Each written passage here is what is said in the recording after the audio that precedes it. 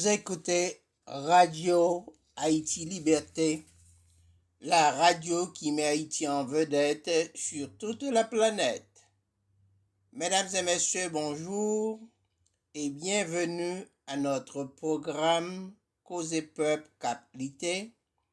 Cause Peuple Cap-Lité, une approche sociopolitique et culturelle qui vous est proposée par Yves Louis du lundi au vendredi de 10h à 10h30 du matin sur Radio Haïti Liberté via les plateformes intelligentes. Très heureux de vous savoir à l'écoute en si grand nombre. Mesdames et messieurs, j'espère que vous vous portez bien.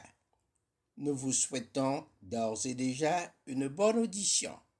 Nous saluons vivement nos amis et fervents auditeurs et en particulier le peuple haïtien. Bel auditoire, accordez-nous 30 minutes et vous découvrez désormais un nouveau monde dans toute sa beauté, sa laideur et sa complexité. Cause et peuple Cap-Lité, le canon de référence du présent et du vécu, votre rendez-vous avec l'histoire. Et maintenant, l'éditorial. L'histoire par les dates. Notre existence de peuple a toujours été sanctionnée pour avoir pissé contre vent. 60 ans d'embargo économique et commercial imposé à Haïti sur demande de la France 1806-1866, 31 ans d'embargo par la France 1804-1835, rançon odieuse de 150 millions de francs or pour compenser les colons. Quel monde à l'envers! Le braquage de la réserve d'or de notre Haïti chéri par les États-Unis d'Amérique le 17 décembre 1914, 19 ans d'occupation civile et militaire 1915-1934 sous le fallacieux prétexte qu'il voulait rétablir l'ordre et protéger la démocratie entre guillemets. Quel mensonge!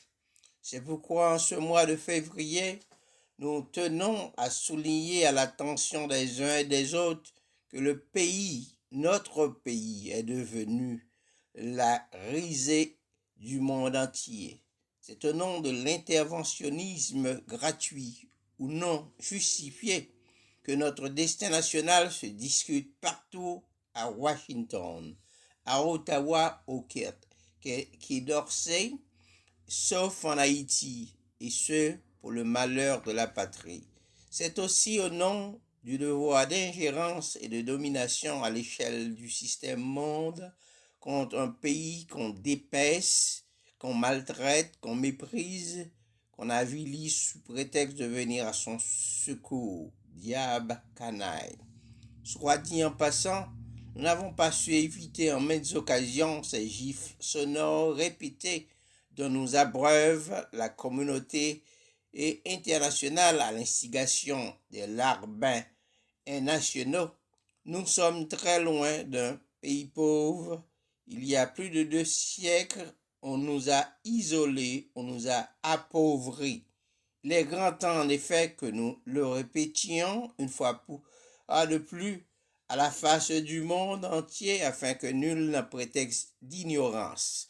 En ce mois de février, pour l'histoire et la vérité, nous allons vous lire in extenso, mesdames et messieurs, le texte de la loi du 28 février 1806 des États-Unis imposant un embargo économique et commercial à Haïti sur demande de la France.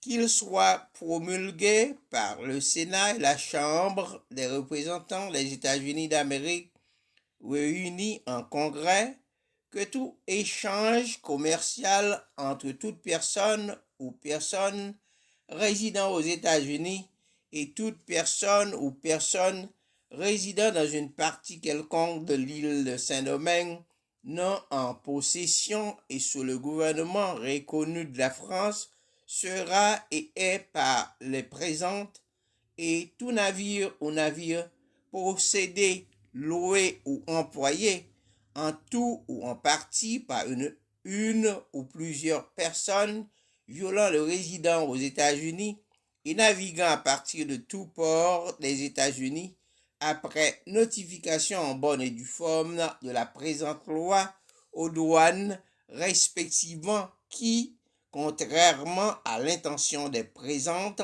doit être volontairement transporté ou sera destiné à se rendre soit directement, soit à partir de tout port ou lieu intermédiaire à tout port ou lieu de l'île de Saint-Domingue et non en possession et sous le gouvernement reconnu de la France. Et aussi toute cargaison qui sera trouvée à bord d'un tel navire ou navire lorsqu'elle sera détectée et interrompue dans un tel but illégal ou à son retour d'un tel voyage aux États-Unis sera entièrement confisquée et pourra être saisie et condamnée par tout tribunal des États-Unis ayant juridiction compétente. Article 2. Et qu'il soit en outre décrété qu'après avoir dûment notifié cet acte aux différentes douanes, aucun navire ou navire quel qu'il soit ne recevra une autorisation pour aucun port ou lieu de l'île de Saint-Domingue et qui n'est pas en possession effective de la France, aucune autorisation ne sera accordée pour un voyage à l'étranger à un navire ou à un navire appartenant, loué ou employé en tout ou en partie par une ou plusieurs personnes résidant aux États-Unis jusqu'à ce que le propriétaire ou l'employeur du voyage ou son facteur ou agent avec le capitaine donnera caution aux États-Unis d'une somme égale à la valeur du navire, et de sa cargaison à condition que le navire ou le navire pour lequel une autorisation sera requise soit destiné à un port ou à un endroit sans les limites de cette partie de l'île de Saint-Domingue qui ne sera pas en possession effective et sous le gouvernement reconnu de la France et pendant le voyage prévu ne sera pas volontairement transporté ou autorisé à se rendre, que ce soit directement ou à partir d'un port ou d'un lieu intermédiaire, à tout port ou lieu dans cette partie de l'île de Saint-Domingue qui ne sera pas en possession effective et sous le gouvernement reconnu de la France. Et en cas d'être forcé par une victime dans un port ou un lieu interdit par les présentes, ne doit pas, dans un tel port ou lieu, vendre, livrer ou décharger volontairement une partie de cette cargaison, sauf dans la mesure où cela peut être absolument nécessaire pour couvrir les dépenses nécessaires pour permettre à ce navire de poursuivre son voyage prévu et généralement que ce navire ou navire pendant ce voyage ne sera employé à aucun trafic ou commerce avec ou pour toute personne résidant dans une partie quelconque de l'île de Saint-Domingue qui n'est pas en possession effective et sous le gouvernement reconnu de la France. Article 3.